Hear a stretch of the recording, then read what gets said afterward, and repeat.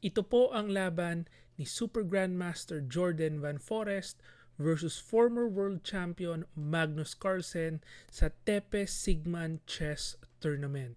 So dito po black si Magnus and sa unang tingin ay napakadali na po na itabla nitong larong ito. Ang pinakamadaling paraan ay Knight D5. So kailangan kasi itong Knight ay makabalik doon sa kampo ng black. So halimbawa pagka nag King G4 ka dyan, gusto mong makapasok, pinakamadali is Knight E7 kung saan kontrolado nito ang dalawang square and hindi siya basta-bastang mapapasok ng puti. So halimbawa ipasok ang king papunta dito sa D6, ang simpleng gagawin lamang ng black is susubukan counter play papunta dito sa pawn sa h3. So hindi pwedeng iwanan ng white king ang pawn sa h3 kung hindi makakain ito at mauuwi sa tabla. So kung ibabalik po natin, maraming ways dito si Magnus, pwedeng knight d5 or even knight f5 with the same idea pabalik sa e7 square. Kaso dito ang ginawa ni Magnus is king h7. At ito po ay isang malaking pagkakamali. Kasi yung king h7, ang nangyari, hindi na po nakabalik yung knight sa kampo ng black. So ang ginawa is rook a5. Na cut off ang knight. Ngayon, gusto ni Magnus ibalik ang knight with king g6. With the idea of knight f5, ang kaso merong malakas na rook e5. Threatening the knight, pagka-atras sa f5, king g4, hindi makauwi sa e7, kontrolado ng rook, hindi makabalik sa d6 kasi mafo-fork siya sa e6. Kaya ang nangyari dito sa knight ni Magnus ay napalayo mula sa king. So pagka knight d4, merong rook e4 and then knight b5, rook c4. Cut off na naman ang knight ni Magnus and take note hindi po makabalik sa d6 kasi merong rook c6 pinned yung knight. So ang ginawa ni Magnus is king h7, rook c6, and knight d4. Once again, gusto niyang bumalik sa kampo niya kaso cut off na naman, rook d6. Napakaganda po ng ginagawa dito ng white. And pagka knight b5, rook d7, once again, cutting off the knight. Talagang yung unang pagkakamali ni Magnus with king h7, sunod-sunod ang problema na inabot niya dito. So nag knight c3 siya, king f5, knight e2. Gusto niyang pumunta sa king side, kaso hindi siya pinayagan with rook e7. Once again, cutting off yung knight. Kapag pumunta sa g3, king g4, kulong kagad yung knight niya. Pagka knight f1, rook e2, trapped ang knight. So once again, napunta po sa queen side with king knight d4, king f4, king g6, and then rook e4. Hindi na naman makauwi ang knight ni Magnus pagka nag knight f5, rook e6, check. So napunta sa queen side with knight b5, rook c4, once again, cutting off na naman. Kawawa yung knight, hindi makabalik. Meron na naman pin. So ngayon nag king h5 si Magnus.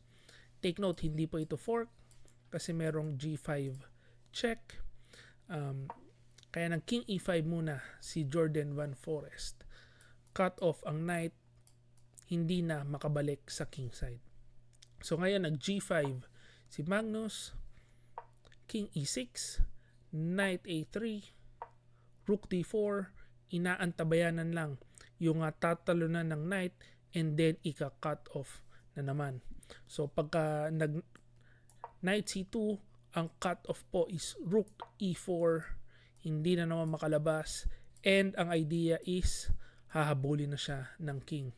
So ang ginawa ni Magnus is knight b5, rook d3, cut off na naman po ang knight niya, king h4, king e5, and ngayon h5. So gumagawa ng counterplay dito sa king side si Magnus, rook b3, and knight a7. So napersa na po sa dulo ng board yung knight ni Magnus. Rook c3, knight b5, rook c5, and knight a3. Ito po ay napakalaking blunder.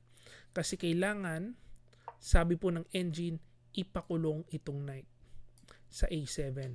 Talaga mahirap pong intindihin ang idea ng engine, pero base na nakikita ko, pagka knight a3 kasi, hindi mo na siya pwedeng makapture yung h3 pawn kasi palaging merong fork. Kaya ang gusto ng engine, ibalik na lang sa dulo para continuous ang threat sa h3 pawn.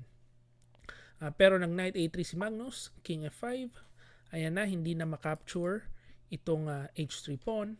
So nag knight b1, rook c2, cut off, knight a3, rook b2, and ngayon talagang na-corner na yung knight ni Magnus, hindi makapunta doon kasi merong rook b4. So nag g4, capture, capture, king f4, umatras with king h5, rook a2, hindi po makapunta sa b5 kasi merong pin. So nag knight c4, rook c2, and ito na ang last chance ni Magnus para makatabla with knight b6. Na sa unang tingin, nakakatakot kasi pagka check, pagka umatras sa 6 rank, merong fork. So mapo-forced bumalik sa h4. Pero pagka rook c6, double attack sana with threatening checkmate. Kaso merong knight d5 check. Kaya mauuwi pa rin sa tabla. Kaso ang ginawa is knight a3. And ito na po ang fatal mistake. So nag rook c3, knight b1, rook d3, and tuluyan na pong nakulong ang knight ni Magnus, kaya dito na siya nag-resign. So kung itutuloy po natin, kapag nag king h4 para depensado ang g4 pawn, merong rook d1, double attack, and kapag naman nag king g6, sisimplihan lang with capture, and itong knight hindi na po makakalabas. So ayan po ang unang pagkatalo ni Magnus in over 1 year.